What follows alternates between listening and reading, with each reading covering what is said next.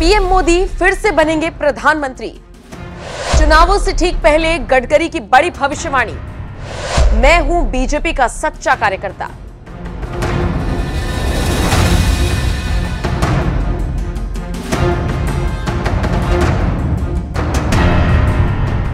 नमस्कार, आप देख रहे हैं एनएमएफ न्यूज। आपके साथ मैं हूं नम्रता चौधरी। लोकसभा चुनावों को लेकर काउंटडाउन शुरू हो गया है। 7 चरणों में मतदान होगा जो 19 अप्रैल से शुरू होकर 1 जून तक चलेगा। 4 जून को नतीजे आएंगे जो ये तय करेंगे कि देश का अगला प्रधानमंत्री कौन होगा। इसी बीच केंद्रीय परिवहन मंत्री नितिन गडकरी ने बड़ी भविष्यवाणी करते हुए ऐलान कर दिया है कि एक बार फिर मोदी ही प्रधानमंत्री बनेंगे। हाल ही में एक न्यूज चैनल के खास कार्यक्रम में पहुंचे नितिन गडकरी ने यह बड़ा ऐलान किया। सबसे पहले तो उन्होंने कहा कि वो बीजेपी के सच्चे सिपाही हैं और मरते दम तक बीजेपी में ही रहेंगे। इसके बाद गडकरी ने बड़ी भविष्यवाणी करते हुए कह दिया कि एनडीए इस बार के लोकसभा चुनाव में 400 का आंकड़ा पार करेगा और पीएम मोदी फिर से प्रधानमंत्री बनेंगे। गडकरी ने यह भी कहा कि चुनाव जीतने के लिए उन्हें न पोस्टर बैनर से प्रचार करने की जरूरत है और उनका काम बोलता है। गडकरी ने कहा, मैं बीजेपी का सच्चा कार्यकर्ता हूं, मैं बीजेपी में था, हूं और आजीवन रहूंगा। हमारे प्रधानमंत्री ने कहा है कि सबका साथ, सबका विकास और सबका प्रयास। मैं अपने क्षेत्र में जितने लोग हैं सबको अपना परिवार समझता हूं। 10 सालों में मैंने जो काम किया है उससे लोगों ने मेरा नाम भी जाना है और काम भी। इसलिए मुझे पोस्टर और बैनर से प्रचार करने की जरूरत नहीं है, क्योंकि मैं लोगों से जुड़ा हूं। मुझे लोगों को वोट के बदले कुछ सेवा देने की जरूरत नहीं है। मैं लोगों से मिलूंगा, लोगों के घर जाऊंगा और उनसे आशीर्वाद लूंगा। मैं हाउस टू हाउस और मैन टू मैन कैंपेन करूंगा। मेरा विश्वास है कि मैं अच्छे वोट से चुनाव जीतूंगा। गडकरी का यह आत्मविश्वास बता रहा है कि वो और उनकी पार्टी इन चुनावों के लिए पूरी तरह से तैयार है। बहरहाल गडकरी का एक ऐसा ही धांसू बयान आपको सुनवाते हैं जो उन्होंने सबके सामने दिया था और खुद पीएम मोदी भी उनके बयान के कायल हो गए थे। बाकी आप इस खबर को लेकर और गडकरी की भविष्यवाणी को लेकर क्या राय रखते हैं, कमेंट करके जरूर बताइएगा।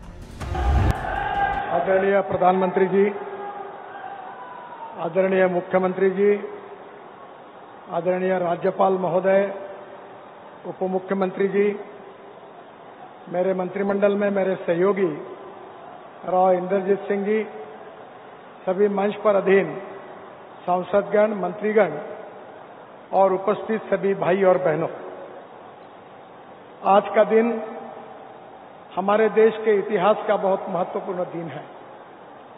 प्रधानमंत्री जी ने मिशन के रूप में हम सबके सामने एक उद्दिष्ट रखा है कि हिंदुस्तान की इकोनॉमी को $5 ट्रिलियन की इकोनॉमी बनाना, आत्मनिर्भर भारत बनाना और विशेष रूप से हम एक सुपर इकोनॉमिक पावर बनने का जो सपना प्रधानमंत्री जी ने रखा है, उसी के लायक जो इंफ्रास्ट्रक्चर बनने वाला है, उस इंफ्रास्ट्रक्चर का नमूना वर्ल्ड स्टैंडर्ड का आज का द्वारका एक्सप्रेस हाईवे है। यह कहते हुए मुझे बहुत खुशी हो रही है और बहुत आनंद हो रहा है। ये स्टेट ऑफ आर्ट प्रोजेक्ट है। वैसे डिस्टेंस केवल 29 किलोमीटर है, पर इसमें अंडरपास है, आरओबी है, टनल्स है, ब्रिजेस है। इतना ही नहीं तो एक जगह पर 4-4 लेन एक के ऊपर एक है।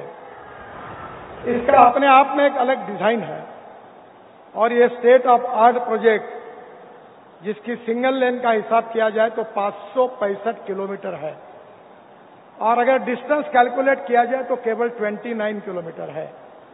और मुझे खुशी है कि एस्टीमेट कॉस्ट से करीब 20% की बचत इस प्रोजेक्ट में हुई है। मैं प्रधानमंत्री जी को ये विश्वास देना चाहता हूं और उनको धन्यवाद देता हूं कि मैंने उनसे अनुरोध किया था कि इस प्रोजेक्ट को देखकर फिर आप इसका उद्घाटन करिए। उन्होंने समय दिया और बहुत इंटरेस्ट के साथ एक एक बारीक बातों को देखा। मैं हृदय से उनको बहुत बहुत धन्यवाद देता हूं, उनका अभिनंदन करता हूं। इसके साथ साथ आज 1 लाख करोड़ की लागत वाले 114 प्रोजेक्ट्स जिसका शिलान्यास या जिसका लोकार्पण आदरणीय प्रधानमंत्री जी के हस्ते हो रहा है। मुझे विश्वास है कि मैं जब पहले कहता था कि हिंदुस्तान का नेशनल हाईवे नेटवर्क अमेरिका के बराबर होगा, पर मुझे बीच में कुछ अमेरिका के लोग मेरे पास आए थे और उन्होंने मुझे कहा कि हमारी आपत्ति है। तो मैंने कहा क्या गलती हुई है? तो उन्होंने कहा जो हिंदुस्तान का इंफ्रास्ट्रक्चर बन रहा है वो अमेरिका से भी अच्छा है, ये बात को उन्होंने सर्टिफाई किया। आदरणीय प्रधानमंत्री जी के नेतृत्व में दिल्ली हमारा सबसे प्रदूषण युक्त और ट्रैफिक जाम का शहर है। सुप्रीम कोर्ट तक पीआईएल हुई है और इसलिए हमने 2 निर्णय किए थे कि हमारे ट्रैफिक जाम की समस्याओं को सुलझाने के लिए दिल्ली एनसीआर में 65,000 करोड़ के प्रोजेक्ट हमने तैयार किए और उसके कार्य का भी शुभारंभ किया। आज मुझे कहते हैं कि बहुत खुशी हो रही है कि 35,000 करोड़ के प्रोजेक्ट हमने पूरे किए हैं और आने वाले दिसंबर के अंदर पूरे 65,000 के प्रोजेक्ट पूरे होंगे और दिल्ली को ट्रैफिक जाम से मुक्ति मिलेगी। केवल दिल्ली को नहीं तो हरियाणा को मिलेगी। और ये जो एक्सप्रेस हाईवे बना है इसमें हरियाणा के जितने रोड है उसको भी हमने अच्छी तरीके से बनाया है।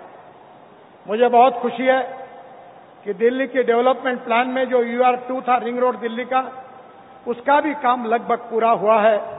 3 महीने के अंदर आगे प्रधानमंत्री जी के हाथ से उसका भी उद्घाटन हम करेंगे, जिसके कारण ये पूरे गुड़गांव से धौला कुआं तक जाने वाला जो रोड है इसका ट्रैफिक 50-60% कम हो जाएगा। पंजाब, हरियाणा, कश्मीर, हिमाचल, यहां से लोग जिनको एयरपोर्ट जाना है वो पानीपत के बाद तुरंत UR2 पर आएंगे और केवल 25 से 30 मिनट के अंदर हमारे इस द्वारका एक्सप्रेस हाईवे पर पहुंचकर एयरपोर्ट के नीचे जो एयर स्ट्रिप है उसके नीचे से टनल लगभग पूरी हुई है। जून तक उसका उद्घाटन होगा। T2 और T3 तक चले जाएंगे और जिसके लिए 2 से 2.5 घंटे लगते थे वो केवल आधा घंटे में हो जाएगा। मुझे बहुत खुशी है कि हमारे जो प्रोजेक्ट्स है, जो project state of art project है, बड़ी बड़ी टनल बन रही है, ब्रिजेस बन रहे हैं, रोड बन रहे हैं, एक्सप्रेस हाईवे बन रहे हैं, 32 ग्रीन एक्सप्रेस हाईवे बन रहे हैं, पर आज का प्रोजेक्ट उनमें से भी अलग है। ये स्टेट ऑफ आर्ट प्रोजेक्ट आदरणीय प्रधानमंत्री आज राष्ट्र को समर्पित कर रहे हैं। ये हम सब के लिए बहुत आनंद का और समाधान का विषय है।